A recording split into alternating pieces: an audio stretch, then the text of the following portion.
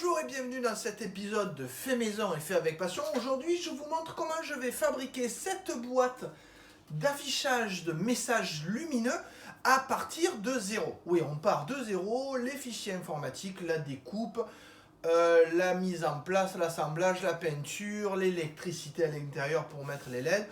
Tout, je vous montre tout, comment fabriquer cette boîte pour la faire maison et la faire avec passion. Alors n'oubliez pas, si vous appréciez cet épisode, mettez un commentaire, mettez un like, pensez à vous abonner pour ne rien rater des prochains épisodes, notamment pour cette boîte, puisqu'en fait, comme c'est un peu long, je le fais en 2 épisodes. Allez, première étape, on va voir quels sont les fichiers informatiques nécessaires pour réaliser la découpe des pièces de cette boîte à messages lumineux à l'aide de la découpeuse laser.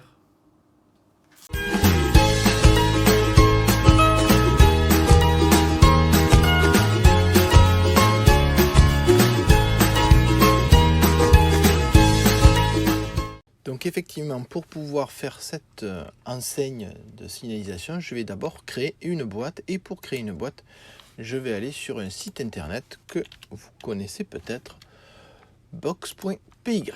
Donc je vais choisir une boîte. Là, je vais choisir une boîte avec un rebord en bas. Donc déjà, première chose, je peux changer les réglages. Comme c'est une grande boîte, je vais faire des créneaux et un espace de 4 mm. Ça me fera moins de créneaux à découper, donc ça sera moins long. Donc je veux une boîte qui soit en intérieur de 550 mm, donc de 55 cm, qui ait une profondeur de 60 et qui ait une hauteur de 15 cm.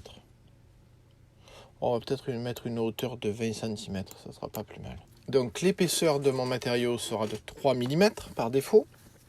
Je vais en faire deux, un en 3 et un en 5. Et je clique sur générer. Et vous voyez que donc là il m'a fait une boîte avec des créneaux, avec le fond ici, le haut. Ah, peut-être qu'il n'y aura pas assez de recul pour la lumière, donc je vais en refaire une mais avec un peu plus d'espace, un peu plus épaisse, on va dire 8, 80. Et on va mettre un peu moins haut, ça fera moins de poids, 150. Voilà. Donc là, je peux, maintenant que ça me va, je peux télécharger. Et il me télécharge la Basebox. Et je vais faire la même chose avec une épaisseur de 5. Là, vous voyez que vous avez toujours une aide, hein, si jamais vous voulez changer quelque chose. Donc je vais faire une épaisseur de 5. Et je vais télécharger, et ça va être le numéro 2. Donc maintenant que mes deux fichiers sont téléchargés, je vais travailler sur celui-là. Je vais vous montrer comment je vais optimiser ce fichier pour que ça prenne moins de temps à être découpé avec ma découpeuse laser. Donc j'ai mon fichier, vous voyez, et si je mets ça dans ma graveuse laser, il va directement me découper les éléments. Mais à chaque fois qu'il va avoir ici à passer, évidemment, ça va être long. Alors que si on regarde bien, on a exactement le même profil. Donc, c'est-à-dire qu'il y en a un qui doit s'emboîter dans l'autre. Donc, pour optimiser les choses, je vais associer ces deux formes, celle du haut et celle-là, qui est le mur 3. Je vais associer les formes et je vais ne garder qu'un seul trait, ce qui fait que la découpeuse laser ne passera qu'une seule fois. Vous remarquez aussi que j'ai optimisé les choses en mettant des créneaux et des espaces de 4, parce que ça m'en fait 2 fois moins à faire. Alors déjà, première chose, je peux effacer les titres qui, moi, ne me sont pas utiles. Je vais donc, première chose, aligner mes deux formes. Une fois que mes deux formes sont alignées, je vais sélectionner cette alignée-là et je la copie. Copier. Donc, je vais sélectionner l'autre et maintenant, je vais additionner les deux formes. Et vous voyez qu'effectivement, il m'a additionné les deux formes. Si jamais je choisis ici comme contour, je m'aperçois qu'il m'a gardé uniquement des traits qui ne m'intéressent pas. Alors, je pourrais refaire un à un les traits, mais ce que je vais faire, plus simple, je vais sélectionner tous ces traits inutiles. Voilà, je sélectionne tous ces points qui ne me serviront pas et je les efface. Et ensuite, je fais édition, coller sur place et il me recolle exactement la même chose J'ai donc la bonne forme, vous voyez, mais je l'ai qu'une seule fois. C'est-à-dire que le trait ici va faire un seul passage. Et ça va me découper les 2 pièces en même temps. Du coup, je vais faire exactement la même chose avec la forme de dessous. Donc, alors pour mieux voir, je vais la mettre en violet et la mettre par-dessus par exemple. Voilà, ça permet de mieux aligner mes formes. Donc même chose, je double-clique dessus, je sélectionne la forme du dessus, j'additionne et je colle sur place. Et je me rends compte que, alors petit détail, vous voyez qu'il y a des zones noires, en fait c'est parce qu'en fait il a rempli. Et j'ai ma forme là. Alors vous me direz c'est pas mal, mais là il m'en manque une. Vous avez vu? Regardez, il a effacé la zone qui est là. Donc je vais refaire la même démarche et vous voyez que je vais arriver à une seule découpe pour 2 pièces. Bon, on se retrouve après pour l'optimisation que je vais faire ici. Alors pour l'optimisation ici, vous remarquez que j'ai exactement la même chose. Donc pour faire un peu de place, je pousse ça. Vous remarquez qu'ici j'ai exactement la même chose. Donc par exemple, je vais passer ça en violet pour qu'on le voit mieux.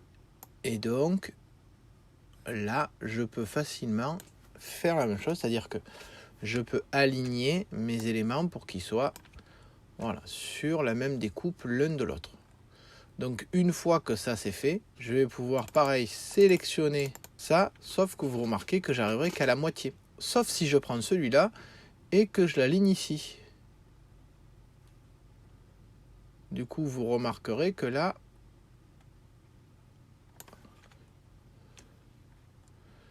j'ai 2 optimisations qui se font en même temps. Petit détail, là j'ai un trait qui ne m'intéresse pas. Je dis que je dois le séparer, ce qui me permet de l'effacer. Voilà, donc je vais faire la même chose avec le dernier et on se retrouve une fois que j'ai ma forme complète pour voir quelle décoration je vais mettre dessus. Donc ça y est, j'ai ma boîte avec ici le dessus, l'avant, l'arrière, le côté droit, le côté gauche et le fond. J'ai oublié d'enlever le fond. Donc maintenant que ça c'est fait, je vais simplement mettre l'insigne que veut absolument avoir la personne qui m'a demandé cette enseigne. Alors là vous me direz c'est pas terrible. On va un peu agrandir quand même. Voilà. Bon, peut-être que je pourrais le faire en un seul mot en fait. Ouais. Voilà, c'est une boîte lumineuse d'avertissement du fait qu'il soit en service. Donc, hop, on le met ici. On va faire un contour bien évidemment un peu plus fin. Voilà, comme ça on va vraiment voir comment se fait la découpe. Voilà, alors comment je sais que je suis à peu près au centre? Parce qu'en fait je m'aligne par rapport au créneau. Vous voyez que là, voilà, je vais m'aligner là et là je vais m'aligner ici. Voilà, je vais le descendre un peu pour éviter trop de faiblesse dans la découpe. Voilà, donc là j'ai ma boîte.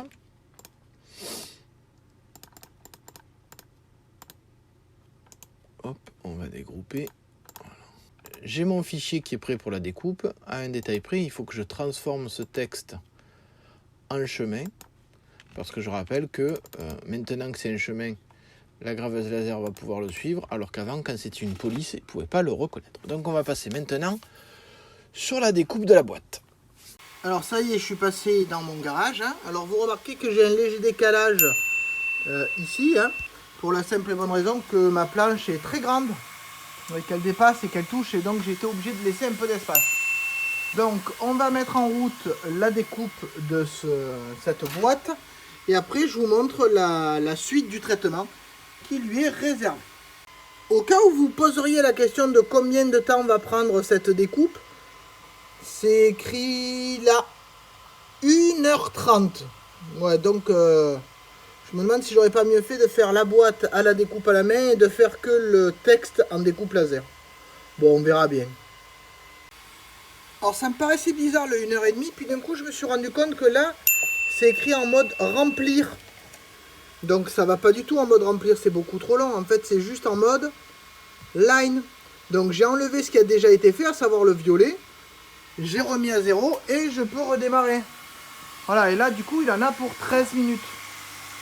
Heureusement il va redémarrer au même endroit, mais vous voyez qu'il m'a déjà fait tout un élément rempli. Bon. Allez, c'est pas grave, j'ai gagné du temps, je suis passé de 1h30 à 20 une demi-heure, 20 minutes.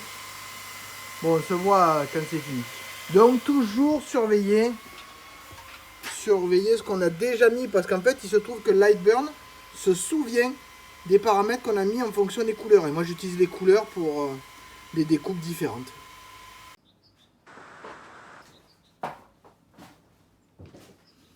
Au bout de 20 minutes de découpe, donc finalement 20 minutes c'est quand même plus rentable que le faire à la main.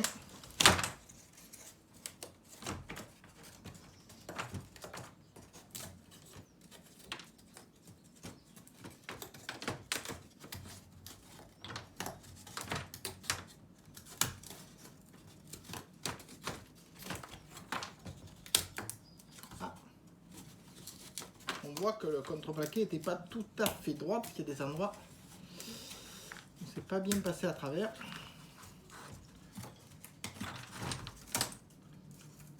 C'est l'inconvénient de le prendre en GSB.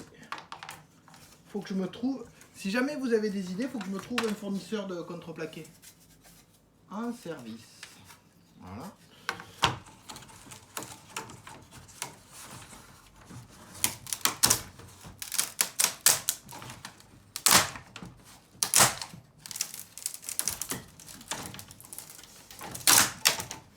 On voit que là il n'est pas bien passé à travers. Bon après ça va quand même s'enlever, hein, il n'y a pas de souci. Comme ça à l'intérieur ça ne se verra pas quoi. Voilà. Vous voyez que la dernière couche n'a pas été bien coupée. Parce qu'il n'est pas droit, donc j'aurais dû prévoir un peu plus large. Ça c'est le dessus. Ah non, ça c'est le côté, tiens, il m'a oublié un côté. Ah merde, credi. Il va quand même falloir que je fasse des trucs à la main. Alors pareil, quand vous faites une préparation, faites gaffe que vous n'avez pas oublié quelque chose, quoi. Ah.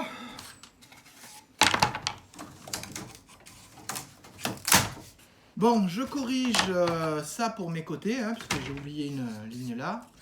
Et on se retrouve pour l'assemblage. Alors, vous le voyez, là je suis au sol.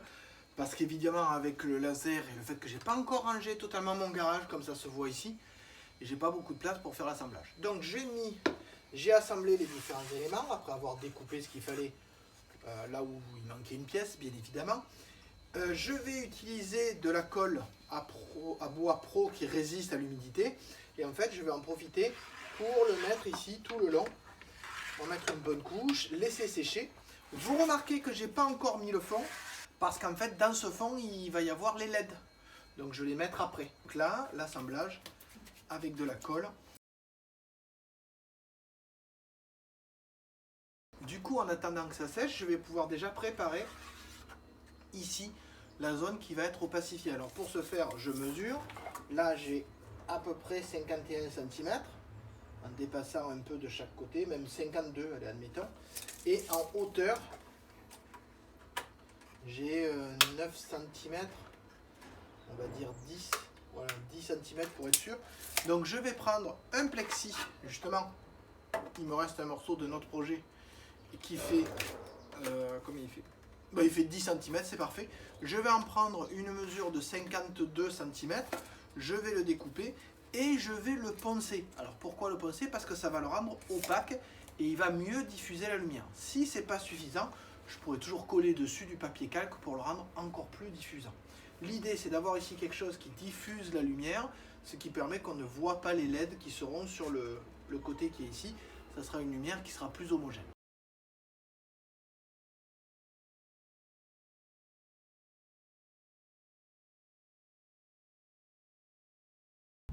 On voit bien le côté opacifiant de la chose.